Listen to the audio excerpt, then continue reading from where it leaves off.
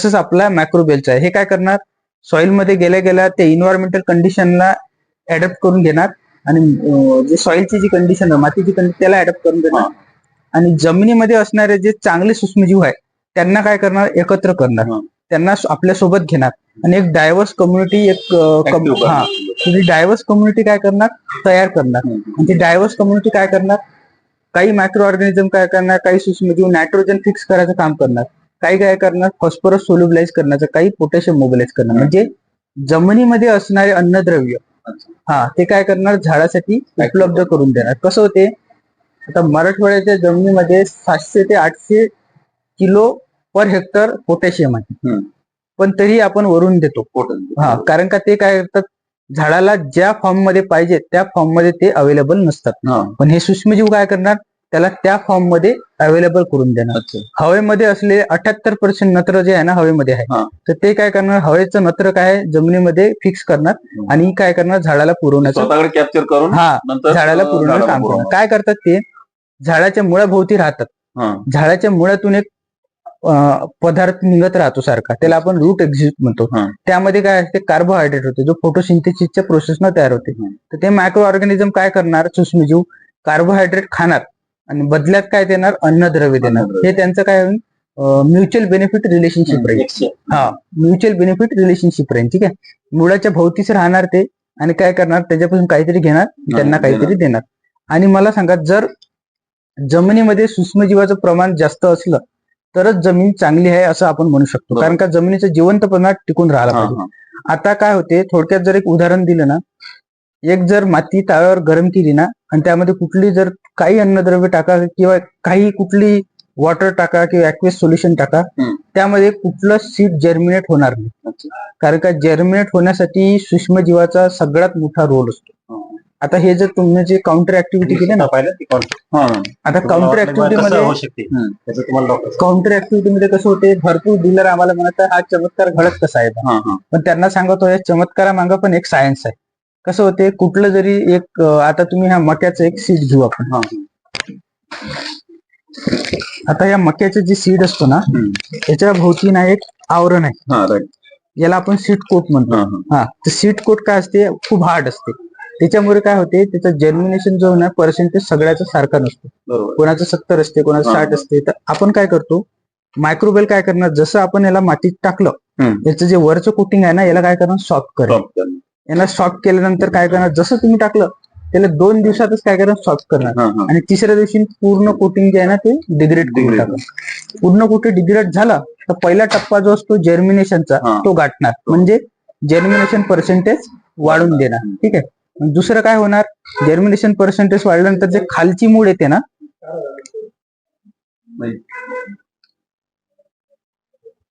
Germination झाल्यानंतर जे खालची मूळ सुरू होते, तर खालच्या मुडीला काय करतात, जर्मिनेशन झाल्याला अन्नद्रव्याची गरज पडते. पण केमिकल फर्टिलायझरचा फॉर्म्युला असा आहे, कुठली जरी तुम्ही रासायनिक खत टाका, ते तुम्हाला टाकल्या अन्नद्रव्य उपलब्ध करून देत नाही.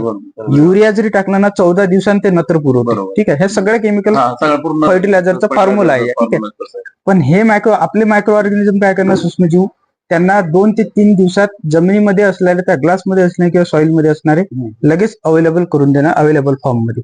त्याच्यामुळे काय होणार, जर्मिनेशन झाल्याच त्याला अन्नद्रव्याची जी गरज असते ती भागून जाते. त्यानंतर तिसरं काम काय करणार ते, आता झाडाच्या वाढीसाठी कसं असते, ग्रोथ रेग्युलेटर म्हणतो आपण त्याला किंवा हॉर्मोन्स म्हणतो, त्याची गरज असते. ठीक आहे, पण हॉर्मोन्स या काळात तर आपण वरून देतच नसतो. तर आपले मायक्रो ऑर्गॅनिझम काय करणार, जमिनीमध्येच हॉर्मोन्स तयार करतात, हॉर्मोन्स सिक्रेट करतात. जिबर्लिन असो, ते कशापासून करतो, ते काय करतात, जी जमिनीमध्ये काय असतात, खूप सारे ऑर्गॅनिक हे असतात, मॅन्युअर्स असतात, ते काय करतात, त्याला ब्रेक करतात. त्याला ब्रेक केला तर डिकम्पोज केल्यानंतर काय होतात, ते काय होतात, सिक्रेट होतात वेगवेगळे. सायटोकायनिन असो, जिबर्लिन असो, ऑक्झिन असो, ते काय होतात, सिंथेसाइज होतात. त्याच्यामुळे काय होतंय, ते जे ऍसिड, ते जे हॉर्मोन्स असतात ना, ते सुरुवातीच्या मुळाला भेटून जातात. त्याच्यामुळे काय होईल, लगेच रूट डेव्हलपमेंट फास्ट होईल.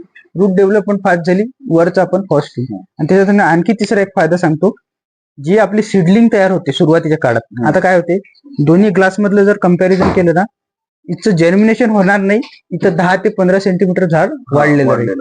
आणि इंटरनोड मधला जो डिफरन्स असतो ना, आता दोन झाडामध्ये जे सुरुवाती सिडलिंग असते ना, त्या इंटरनोड मधला जो डिफरन्स आहे तो कमी करून देईल. त्याच्यामुळे काय होणार, फुलवर जास्त येईल आणि फळाची संख्या वाढेल. ही सुरुवातीलाच होते. आणि तिसरं महत्वाचं म्हणजे जे तुमचं सुरुवातीचं जे हेल्दी सिडलिंग राहील ते हेल्दी करणार. म्हणजे काय करणार, आपले जेवढे पण मायक्रोबेल जे सूक्ष्मजीव असतात ना, अँटीबायोटिक रिलीज करतात. त्यानं काय होतं, जमिनीमध्ये असलेले जे पॅथोजन आहे त्याला किल करण्याचं काम करतात. दुसरं काय करतात, आपलं मायक्रोबेल काय करतात, सूक्ष्मजीव जे जमिनीमध्ये पॅथोजन आहे ते पण कशावर जगतात, न्यूट्रिएंटवरच जगतात. ठीक आहे, तर ते काय करणार, यांच्यासोबत कॉम्पिटिशन करणार आणि त्यांचं जे अन्नद्रव्य आहे ते हे मायक्रोबेल स्वतः खाऊन घेणार आणि त्यांचं काय होईल, त्यांची पॉप्युलेशन कमी होऊन जाणार. म्हणजे काय होईल, डिसीज सपरेशन होऊन जाईल. हा तिसरा एक फायदा होतो. आणि चौथा फायदा जो होतो, दोन्ही याच्यात जर आपण डेमो जर टाकले ना, तर आपण पाहिलं असेल ज्यामध्ये आपण आपल्या कंपनीचं जो तुम्ही वापरलेला आहे बाय एक्सेल कुठलं असो, ट्राय असो, डी असो, जमीन काय करणार, फुगून देणार. ते ग्लास तुम्हाला माती त्यातली फुगली दिसत. ते त्याचं कारण याच्यामुळे काय करणार, आपण काय करत आहोत, ऍग्रिगेशन वाढवतो जमिनीमध्ये. ऍग्रिगेशन वाढल्यानं काय होते, जमिनीमध्ये जेवढ्या प्रमाणात पाणी आहे ना तेवढ्याच प्रमाणात हवा राहील. म्हणजे काय होईल, ड्रेनेज सिस्टीम चांगली होईल, सॉइल कंडिशन चांगली होईल. म्हणजे काय करते, ते ऍज अ सॉइल कंडिशनर म्हणून काम करतात. ठीक आहे, त्याच्यामुळे काय जमिनीची कशी फुगून जाईल आणि जमीन कॉम्पॅक्ट होणार नाही. पण रासायनिक खतानं काय होते, जमीन कशी होणार, कॉम्पॅक्ट होणार. जमीन जर कॉम्पॅक्ट झाली ना तर झाडाच्या मूळ वाढायला खूप त्रास जातो, त्याला बॅरियर येऊन जाते आणि ते सहजपणे वाढत नाही. मग आपण काय करत आहोत, एक तर जमीन सुधारत आहोत, डिसेस कमी करत आहोत, जर्मिनेशन पर्सेंटेज वाढत आहोत, सीडलिंग हेल्दी करत आहोत. म्हणजे काय करत असतो, थोडक्यात जर तुम्हाला उदाहरण दिलं, आता 100 झाडं एका जमिनीमध्ये आहे, कॉटनचे म्हणा किंवा कशाचे, पण सुरुवातीला डिसीजचा अटॅक किंवा पेस्टचा अटॅक काहीच झाडाला येतो, 4-5 बरोबर, सगळ्याला येत नाही. त्याचं मेन कारण आहे त्या झाडाची असणारी रोगप्रतिकार शक्ती. बरोबर. आता घरचं जरी उदाहरण घेतलं ना, माझ्या घरी 5 माणसं असले ना तर मीच सारखा बिमार पडतो, ती 4 लोक पडत नाही. जेवण आम्ही सारखंच खातो, पण का होते, कारण का माझी रोगप्रतिकार शक्ती कमी आहे. पण माझी रोगप्रतिकार शक्ती ही आता कमी नाही झाली, ही कधी झाली, मी जेव्हा लहान असताना मला ते अन्नद्रव्य मला व्यवस्थित भेटलेले नाही आहे. सेम तर तिची रोग प्रतिकार शक्ती कशी वाढलेली राहते. बरोबर. आणि तेच वाढवण्याचं काम कसे आपले सूक्ष्मजीव करतात.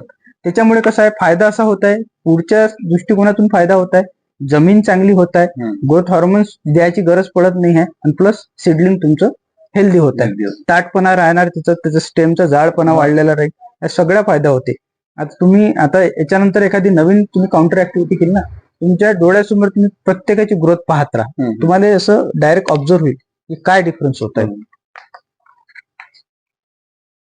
अदर कुठले जरी बाय फर्टिलायझर कंपनी जे असतात ना, ते काय करतात, चंदीगडमध्ये बॅक्टेरियाची लायब्ररी आहे, तिथून बॅक्टेरिया कल्चर आणतात आणि त्यानंतर त्याला मल्टिप्लाय करतात आणि ते बॉटलमध्ये भरतात. ठीक आहे, हे बाकी अदर बाय फर्टिलायझरचं सिंपल लॉजिक असते.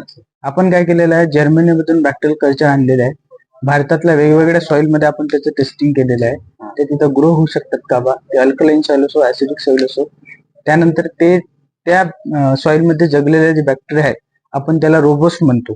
ते रोबस्ट बॅक्टेरियामध्ये कुठलेही इन्व्हायरमेंटल कंडिशन, किती टेम्परेचर हो, मातीची संख्या, पाणी किती हो जमिनीमध्ये, तरी ते जगणार, वाढणार आणि बाकी सगळ्या ज्या गोष्टी आहेत त्या करणार. ठीक आहे, असे आमचे स्वतःचे 35 प्रोबायोटिक स्ट्रेन आहेत, म्हणजे स्वतःचे आमचे 35 बॅक्टेरिया आहेत जे कुठल्याही इन्व्हायरमेंटल कंडिशनला जगू शकतात, कुठल्याही इन्व्हायरमेंटल कंडिशनला ऍडप्ट करू शकतात.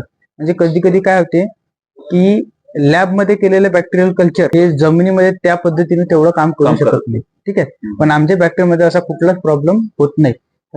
लॅबमध्ये केलेलं नसतं.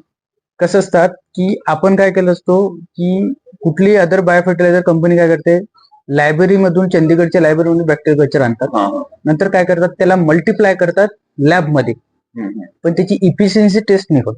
आपण काय करतो, त्याला मल्टिप्लाय लॅबमध्ये करतो, त्यानंतर काय करतो आपण त्याला बाकी जे वेगवेगळ्या भारतातल्या वेगवेगळ्या सॉइल आहे त्यामध्ये त्याला ग्रो करतो.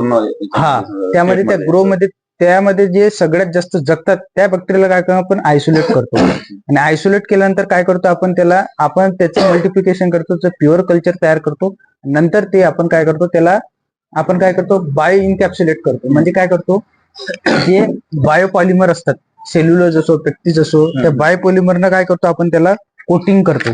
त्याच्यामुळे कसं म्हणजे थोडक्यात आता काय केलं आपण, हे बायोपॉलिमरची कोटिंग केली अच्छा. मायक्रो ऑर्गॅनिझमला.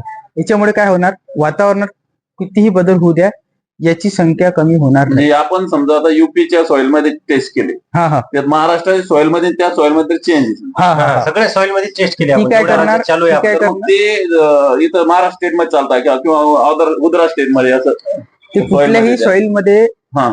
वाढणार. म्हणजे ती काय करणार, चेक केली. ती काय करणार, जशी सॉइल मध्ये गेली तर ती काय करणार, सॉइलची कंडिशन आणि वातावरणाची कंडिशन अच्छा. याचा काय करण, याचा अभ्यास करून ते स्वतः काय करून त्या कंडिशनला अडॅप्ट हा, करणार. हा. म्हणजे आता थोडक्यात शक्ती निर्माण हा करायची. थोडक्यात एक उदाहरण देतो की आपण एखाद्या थंड हवेच्या ठिकाणी गेलो, हा, हा. आपल्याला 2-3 दिवस काय होतो, त्रास होतो. हा, हा. ठीक आहे, पण कधी काय होते, कुणी काय असते ते कंडिशनला अडॅप्ट करू